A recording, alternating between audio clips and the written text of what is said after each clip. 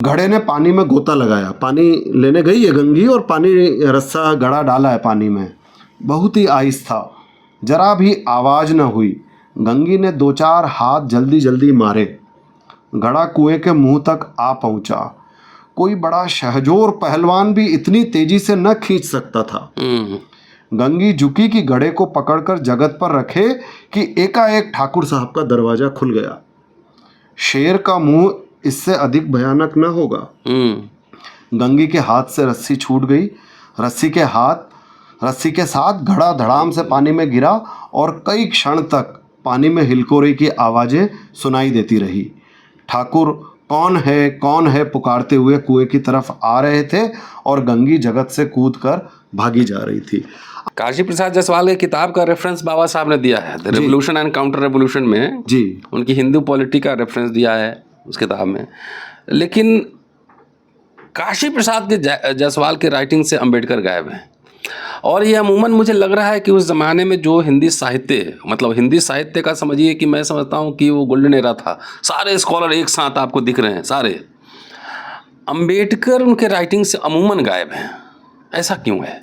प्रेमचंद इतने सावधान लेखक और इतने सावधान संपादक थे कि अपने युग की तमाम हलचलों पर उनकी नज़र थी।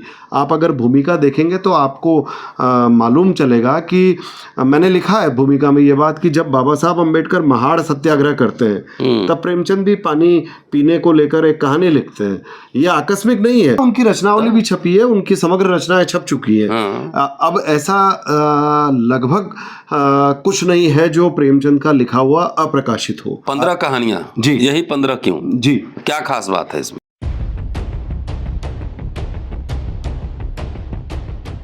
हिंदी साहित्य के बहुचर्चित नाम, बहुभाषी मुंशी प्रेमचंद आप सब परिचित ही होंगे। उनका साहित्य एक तरह से भंडार है ज्ञान का। मुंशी प्रेमचंद विवादों में भी रहे हैं, खास तौर से दलित मुद्दों को लेकर उनकी आलोचना भी की गई कि दलित को एज ए विषय वस्तु रखते हैं, उनको हीन दीन दिखाते हैं। कई डिबेट्स आप देखे होंगे, इस पर लिखा भी गया है काफ़ी, और दलित दृष्टिकोण से आलोचना भी प्रेमचंद की गई है। कई भाषाओं के जानकार थे और स्कूल में इनके पाठ्य पुस्तक में हम लोगों ने थोड़ा सा पढ़ा है। आज हमारे हाथ में एक किताब है और जानते हैं कि अम्बेडकरनामा की खास पेशकश किताब पर चर्चा होती है। पहले किताब दिखाता हूँ, प्रेमचंद की दलित कथाएं। ये हमारे साथ पल्लव जी हैं, हमारे ही कॉलेज में हिंदी विभाग में हैं, सीनियर टीचर हैं। इन्होंने संपादन किया है और तकरीबन 15 कथाओं, मसलन दोनों तरफ से सिर्फ एक आवाज़, सौभाग्य के कोड़े, मंत्र, कजाकी, मंदिर, आगा पीछा, घास वाली, सदगति, राष्ट्र का सेवक, ठाकुर का कुआं, गुल्ली डंडा, दूध का दाम, कफन और जुर्माना।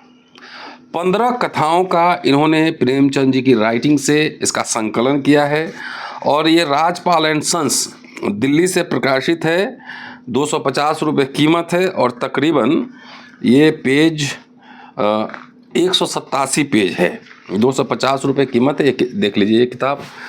और पल्लव जी ने तकरीबन 16 पेज की इस पर भूमिका लिखी है।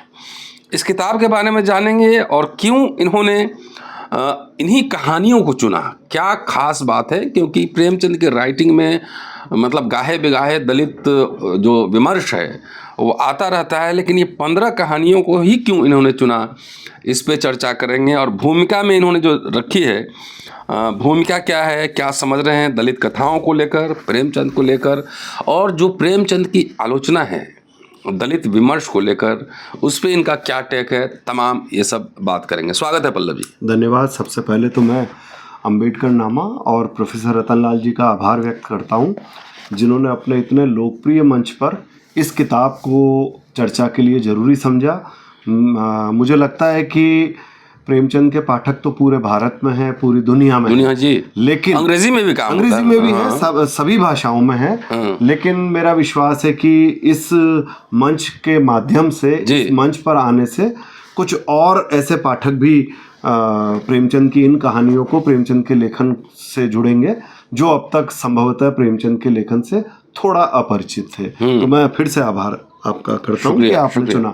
15 कहानियां जी। यही 15 क्यों? जी क्या खास बात है इसमें? बिल्कुल, ये आपने ठीक सवाल किया कि 15 ही क्यों और यही 15 क्यों।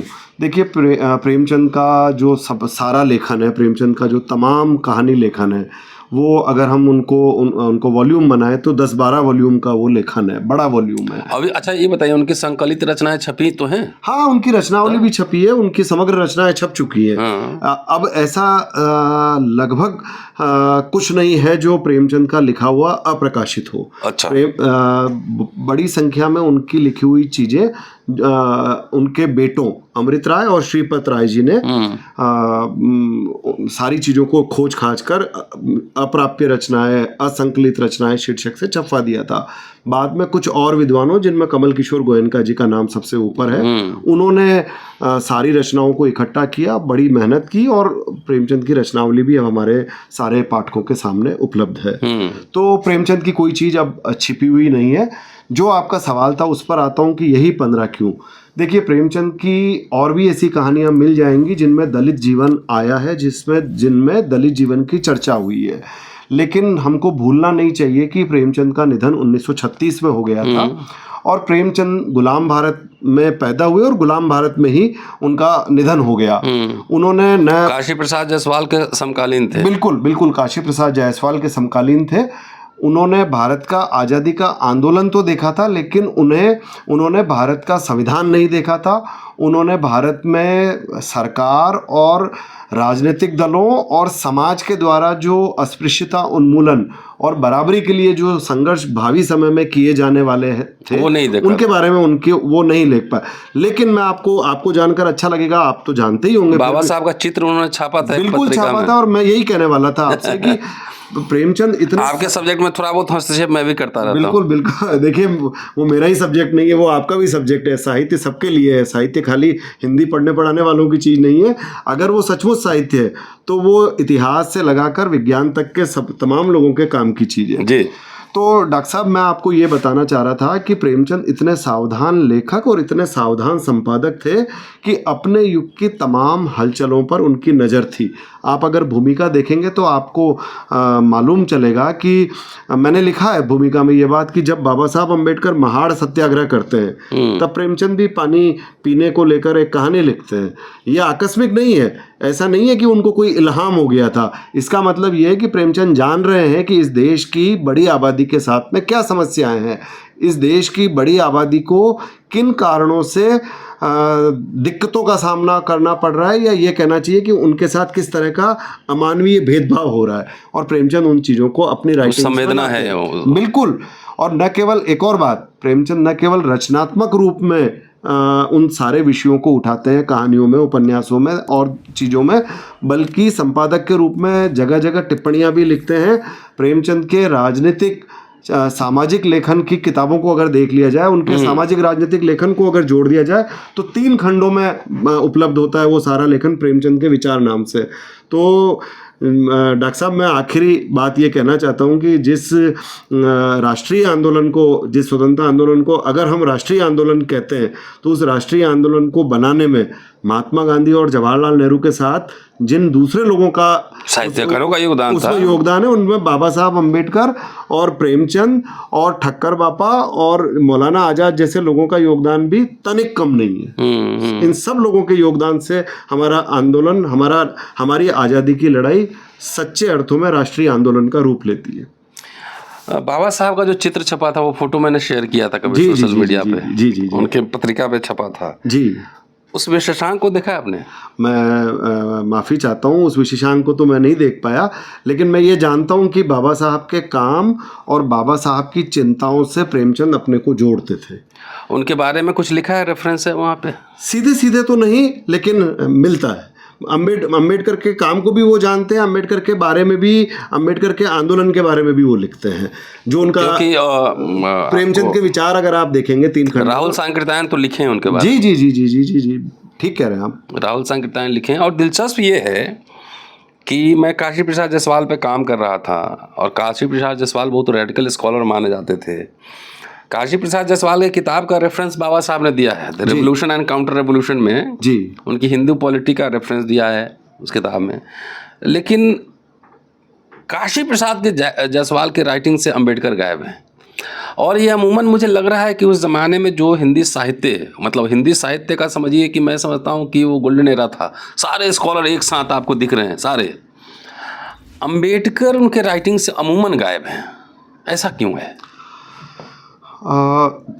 एक चीज़ और होती है, वो ये होती है कि कई बार आप अपने समय के आंदोलनों को, अपने समय के आंदोलन करने वालों को देखते तो हैं, लेकिन उनका ठीक ठीक उनके महत्व का अनुमान कर पाना सबके लिए संभव नहीं होता। हाँ, क्योंकि गांधी पे तो लोग लिख रहे थे, गांधी पे लिख रहे थे, लेकिन अब जैसे आप जो कह रहे हैं काशी प्रसाद जायसवाल इतने बड़े स्कॉलर थे लेकिन अलक्षित रह गई उनसे चीज़ें, तो हो जाता है।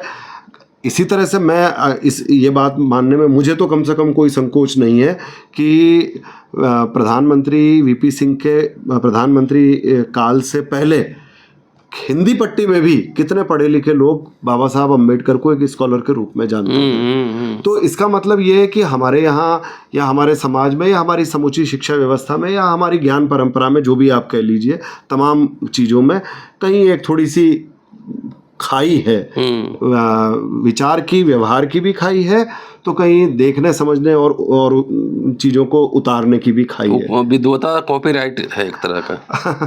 अब ये जनेऊ लीला जिस व्यक्ति का पदबंध हो उससे मैं क्या इस बात को समझा सकता हूँ, आप बेहतर समझते हैं। अच्छा ये बताइए, अब आते हैं किताब पे थोड़ी बात कर लें। और जी, एक किताब है, शानदार कलेक्शन है कहानियों का, और इसमें एक आपने ओम प्रकाश वाल्मीकि जी को अंतिम लाइन लिखा है आपने भूमिका में, और एक कहानी है ठाकुर का कुआं। जी। और वाल्मीकि जी की कविता है ठाकुर का कुआं। जी, है ना? जी जी जी। और उस कविता पे मनोज झा ने जब संसद में कहा था तो कुछ बवाल ही मचा था। ठाकुर एक प्रतीक है। जी। ठाकुर जाति नहीं है, जाति नहीं है, एक प्रतीक है। तो वाल्मीकि जी बड़ा सहज लहजे में इसको आप कविता करते हैं। इस कहानी में क्या है ठाकुर का कुआं में? ये कहानी उस दौर की याद दिलाती है जब सार्वजनिक कुओं पर भी पीने का पानी लेने, अलग अलग बाल्टी से लोग निकालते तो थे, लेकिन उन लोगों को पानी लेने की अनुमति नहीं होती थी जो लोग तथाकथित निम्न समुदाय से आते थे। कहानी ये बताती है कि एक सार्वजनिक कुआं है जहाँ से गंगी नाम की एक पात्र है जिसका पति है जोखू। जोखू बहुत बीमार है। गंगी इतनी समझदार, अनपढ़ है गंगी भी, जोखू भी अनपढ़ है, लेकिन गंगी इतना समझती है कि अगर इसको साफ पानी पिलाया जाए तो इसकी सेहत में सुधार होगा। तो वो चाहती है कि इसको साफ पानी पिलाया जाए। गंगी जिस सार्वजनिक कुएं से पानी ला रही है वो उस कुएं में कोई जानवर गिर के मर गया है और पानी सड़ा हुआ है, बदबूदार पानी है। गंगी वो पानी लाती है, जोखू उस बदबूदार पानी को सूंघता है, परेशान होता है, लेकिन मजबूरी है वही पानी पीता है। वो चाहता है कि कहीं से साफ पानी मिले। साफ पानी का स्रोत एक ही है और वो ठाकुर का कुआं है। अच्छा, जैसा कि आपने कहा ठाकुर यहाँ प्रतीक है जमींदारी का, सामंती व्यवस्था का। उसकी जाति पर हम अभी नहीं बात करेंगे, वो एक तरीके से प्रतीक है हमारे यहाँ पर अन्याय और शोषण का या दबंगई का। ठीक। उसके कुएं में जब वो पानी लेने के लिए वो जाना चाहती है तो उसे पानी लेने की अनुमति नहीं है। रात के अंधेरे में चोरी छिपे वो पानी लेने के लिए जाती है। पता नहीं कैसे उसके पाँवों की आहट से ठाकुर की नींद उड़ जाती है और ठाकुर जोर से चिल्ला के पूछता है, कौन है? प्रेमचंद लिखते हैं, मैं वो अंश जरा सा पाठकों के लिए पाठकों के सामने रखता हूँ। सबको उस अंश को सुनकर अच्छा लगेगा कि प्रेमचंद कितने बड़े लेखक हैं। घड़े ने पानी में गोता लगाया, पानी लेने गई है गंगी और पानी रस्सा गड़ा डाला है पानी में, बहुत ही आहिस्ता, जरा भी आवाज़ न हुई। गंगी ने 2-4 हाथ जल्दी जल्दी मारे, घड़ा कुएं के मुंह तक आ पहुंचा। कोई बड़ा शहजोर पहलवान भी इतनी तेजी से न खींच सकता था। गंगी झुकी कि घड़े को पकड़कर जगत पर रखे कि एकाएक ठाकुर साहब का दरवाजा खुल गया। शेर का मुंह इससे अधिक भयानक न होगा। गंगी के हाथ से रस्सी छूट गई। रस्सी के साथ घड़ा धड़ाम से पानी में गिरा और कई क्षण तक पानी में हिलकोरे की आवाज़ें सुनाई देती रही। ठाकुर कौन है पुकारते हुए कुएं की तरफ आ रहे थे और गंगी जगत से कूदकर भागी जा रही थी। आप देखिए, इस अन्यायपूर्ण व्यवस्था के खिलाफ प्रेमचंद जब लिखते हैं ये वाक्य कि शेर का मुंह भी इससे अधिक भयानक न होगा, क्या रूपक गढ़ रहे हैं प्रेमचंद? ये रूपक खतरनाक, ये रूपक गढ़ रहे हैं कि आप अगर किसी के हिस्से की चोरी कर रहे हैं, किसी के साथ ज्यादती कर रहे हैं, किसी के साथ अन्याय कर रहे हैं, अमनुष्यता अमानवीयता बरत रहे हैं, तो आप और उस नरभक्षी शेर में कोई अंतर नहीं है। तो प्रेमचंद इसीलिए बड़े कहानीकार हैं, प्रेमचंद इसीलिए महत्वपूर्ण कहानीकार हैं। और यही आपका सवाल फिर से मैं दोहराता हूँ, ओम प्रकाश वाल्मीकि लगभग 70 साल बाद, 100 साल बाद प्रेमचंद के लिखे के फिर ठाकुर का कुआं लिख रहे हैं और हमको बता रहे हैं। मैं याद करता हूँ इस किताब की भूमिका लिखते हुए मुझे याद आया था, राजस्थान के किसी स्कूल की घटना थी कि एक छोटे बच्चे ने अभी कुछ दिन पहले स्कूल की मटकी का पानी पी लिया था, तो उसको इस तरह से मारा या पीटा गया कि उसकी मृत्यु हो गई। हम लोग कहते हैं एक तरफ की संविधान लागू हो गया, हम लोग कहते हैं कि अब समाज में छुआछूत नहीं रही, गैर बराबरी नहीं रही, तो फिर ये घटनाएं क्यों होती है? जब तक इस तरह की दुर्भाग्यपूर्ण घटनाएं हमारे समाज में होती रहेंगी, तब तक प्रेमचंद की ये सारी कहानियां हमारे लिए जीवित रहेंगी, हमारे लिए काम की बनी रहेंगी। चलिए, पूरी कहानी के बारे में बात नहीं करूंगा, आप किताब मंगवाएं और एक संकलन है, लंबी भूमिका है। पल्लव जी, एक चर्चित कहानी है कफन, और कफन के बारे में थोड़ा सा बोलिए। और दलित क्रिटिक जो है प्रेमचंद को लेकर, वो क्या क्रिटिक है, वो कितना प्रासंगिक है, इस पे भी थोड़ा सा बताएं। कफन प्रेमचंद की सबसे ज़्यादा विवादित कहानी मानी जाती है। दलित विचारकों का, दलित चिंतकों का, दलित लेखकों का यह आरोप है कि प्रेमचंद ने अपनी कहानी को बनाने के चक्कर में ऐसे दो पात्रों को, जिनका नाम घीसू और माधव है, और जो दोनों एक ऐसे समुदाय से है जिन्हें अनुसूचित जाति के अंतर्गत माना जाता है, उनको अमानवीय बताया है। आरोप यह है प्रेमचंद पर कि ये दोनों पात्र जो हैं, जो पशुओं की तरह से आचरण कर रहे हैं। कहानी में ये होता है कि घीसू और माधव बाप बेटे हैं। माधव की पत्नी प्रसव वेदना से पछाड़ खा रही है घर के अंदर। घीसू और माधव इतने भूखे हैं कि कहीं से आलू चुरा के लाए और आलूओं को सेक कर खा रहे हैं। उनको उसकी प्रसव वेदना से कोई लेना देना नहीं है। अंत में वो दोनों आलू खा के सो जाते हैं। इधर बुधिया जो माधव की पत्नी है, छटपटाकर मर जाती है। अगली सुबह दोनों रो पीट कर पूरे गांव में कुछ चंदा इकट्ठा करते हैं कफन के लिए। कफन लेने जाते हैं। कफन के लिए जो 3-4 रुपया वो इकट्ठा करते हैं, 4 रुपया, उस रुपए से वो शराब पी जाते हैं और कहानी ख़त्म हो जाती है। आरोप प्रेमचंद पर यह है कि उन्होंने ऐसे दो पात्रों का, जो कि दलित समुदाय से आते हैं, उनका विभत्स चित्रण किया है। और दलित ऐसे नहीं होते हैं, कोई भी मनुष्य ऐसा नहीं हो सकता, ये हमारे दलित मित्रों का आरोप है। अब इसका उत्तर तो प्रेमचंद ही दे सकते थे, मैं क्या दूंगा इसका उत्तर। लेकिन मैं अगर आप मुझसे ये पूछते हैं कि आपने फिर भी इस कहानी को क्यों रखा, तो मैं ये कहना चाहता हूँ, इस कहानी में एक बहुत अच्छा वाक्य आया है, और वो वाक्य आपको मैं जरा सा एक ही वाक्य में पढ़ के सुनाऊंगा। और वो वाक्य ये है कि जिस समाज में रात दिन मेहनत करने वालों की हालत, उनकी यानी घीसू माधव की हालत से कुछ बहुत अच्छी न थी, और किसानों के मुकाबले में वे लोग जो किसानों की दुर्बलताओं से लाभ उठाना जानते थे, कहीं ज्यादा संपन्न थे, वहां इस तरह की मनोवृत्ति का पैदा हो जाना कोई अचरज की बात न थी। असल में एक सिद्धांत है जो इकोनॉमिक्स में मिलता है। वो सिद्धांत ये बताता है कि जहाँ धन की वजह से धन पशु हो जाते हैं जिस समाज में, उस समाज में धन पशुओं की वजह से नागरिकों का या सामान्य मनुष्यों का आचरण अगर पशुवत हो जाए तो कोई अचरज की बात नहीं है। इसी कहानी में प्रेमचंद ये भी बताते हैं कि वो एक तरफ तो वो कफन के पैसे की शराब पी गए, लेकिन उसी शराब पीने के दौरान जब वो कुछ खाना वाना खाते हैं, तो एक भिखारी जब उनकी तरफ टकटकी लगा के देखता है, तो वो उस भिखारी का भी पेट भरते हैं। इसका मतलब ये है कि प्रेमचंद ये देख रहे हैं कि हाँ, हमारी समाज की विकृतियों से ये दोनों मनुष्यता के पद से गिर तो रहे हैं, लेकिन इनके मन में अभी भी मनुष्यता बची हुई है कि ये दूसरे का दुख देख रहे हैं। इसमें कोई शक नहीं है कि कहानी अतिरंजना तक जाती है, लेकिन अगर साहित्य अतिरंजना में नहीं जाएगा, आपने रीतिकाल की अतिरंजनाएं देखी है, तो ये तो यथार्थवाद की अतिरंजना है। अगर है तो मेरा मानना है कि इसको उसी परिप्रेक्ष्य में देखा समझा जाना चाहिए। प्रेमचंद कतई ये नहीं चाहते थे कि इस ऐसी किसी कहानी को लिखकर वो किसी की भावनाओं का मजाक उड़ाए या किसी समुदाय को नीचा दिखाए। चलिए, ये ठाकुर का कुआं 1932 में अगस्त के जागरण में छपी थी जी, ठीक है। और हमारे पास ठाकुर का कुआं जो ओम प्रकाश वाल्मीकि जी की कविता है, जी जी जी जी वो भी है। मुझे लगता है कि करीब 60-70 साल बाद ये छपी होगी ये, ठीक बात है ना? ठीक बात है। मिड 90s में ये छपी थी, जहाँ तक मुझे ध्यान आ रहा है। अधिक से अधिक 2000 के आसपास, 2000 के अधिक से अधिक 60-70 साल। बिल्कुल। तो हम लोग बातचीत का अंत करते हैं ठाकुर के कुआं कविता बिल्कुल, से। मेरे प्रिय लेखक हैं ओम प्रकाश वाल्मीकि जी। और मैंने इस किताब को भूमिका में आपने लिखा है, उनकी मैं अपने प्रिय लेखक ओम प्रकाश वाल्मीकि जी को याद करता हूँ, जो अनेक असहमतियों के बावजूद हमेशा संवाद के लिए उत्सुक रहते हैं। बिल्कुल। चलिए, ठाकुर का कुआं, ओम प्रकाश वाल्मीकि। चूल्हा मिट्टी का, मिट्टी तालाब की, तालाब ठाकुर का। भूख रोटी की, रोटी बाजरे की, बाजरा खेत का, खेत ठाकुर का। बैल ठाकुर का, हल ठाकुर का, हल की मूठ पर हथेली अपनी, फसल ठाकुर की।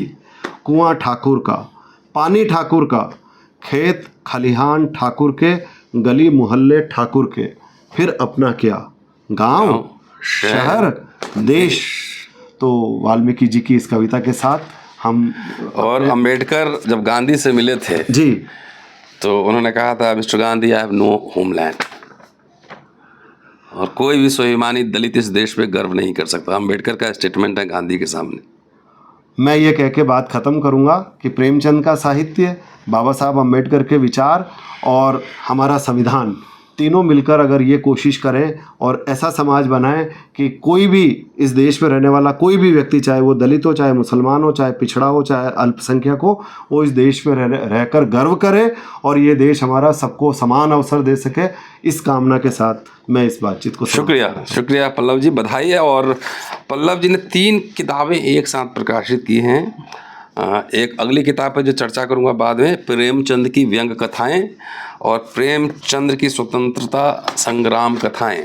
इन तीनों किताब पर, पहली किताब आप देख रहे हैं प्रेमचंद की दलित कहानियां, 2 किताबों पर चर्चा अभी शेष है। शुक्रिया, देखते रहिए अम्बेडकर नामा।